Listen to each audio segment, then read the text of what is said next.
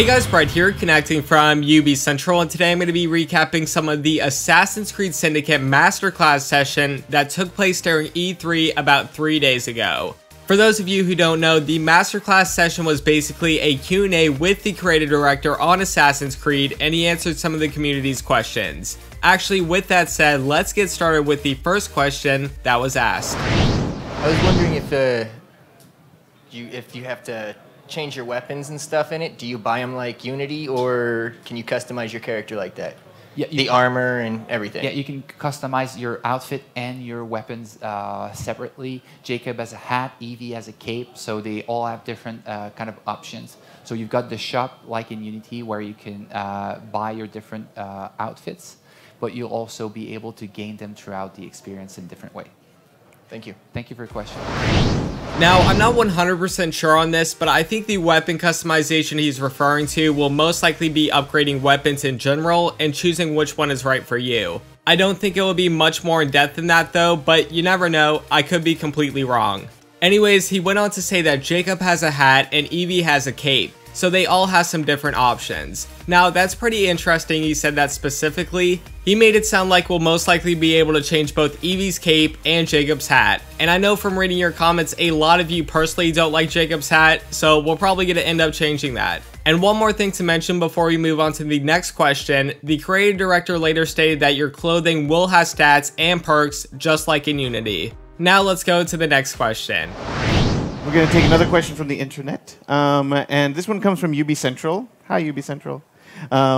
Who asks, in Unity, we could tackle missions in various ways. Will this be the same in Assassin's Creed Syndicate? Absolutely, and even more so. So it's really, the game is really about giving you the choice to play it the way you want. We've built an open world that is super fun to conquer. A lot of the activities in the game, we've all united them around the fantasy of conquering London. So borough by borough, you'll have activities that you can approach in any way you want. You can approach them with Jacob, with Evie, use different approaches to conquer London, grow the influence of your gang, and make them even more useful to you.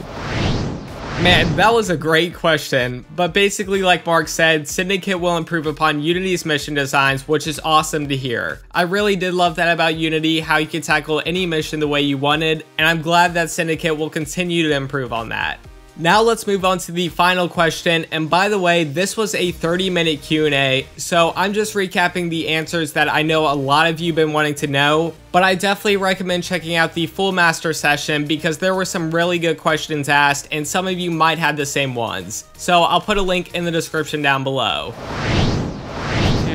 About the economy system, can you talk about it? Are there going to be like building restoration or something like that? So the economy is centered around earning pounds and investing them both on your character and on London itself.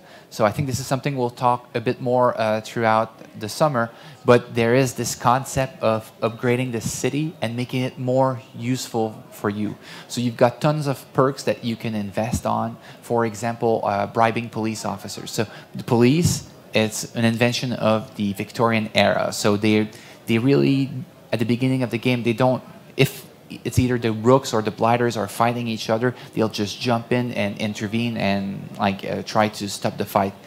If you can invest a bit more, well, what you'll see is that the police will tend to attack the Blighters a bit more than they do the Rooks. So these are ways that you can invest on changing the city and making it like a tool for you as well. So that feature where you can bribe the police sounds pretty awesome. And apparently there's going to be more features like this in-game where you can change the city and basically have it as an advantage. Unfortunately, Mark was very good at avoiding that main question, so I'm not sure if we'll be able to buy property, but he did say they'll talk about it more throughout the summer and hopefully it returns. Anyways, I hope you guys enjoyed this video. Again, I'll have a link to the full master session in the description down below. As always though, to stay up to date on everything Ubisoft, make sure to subscribe right here on UbiCentral.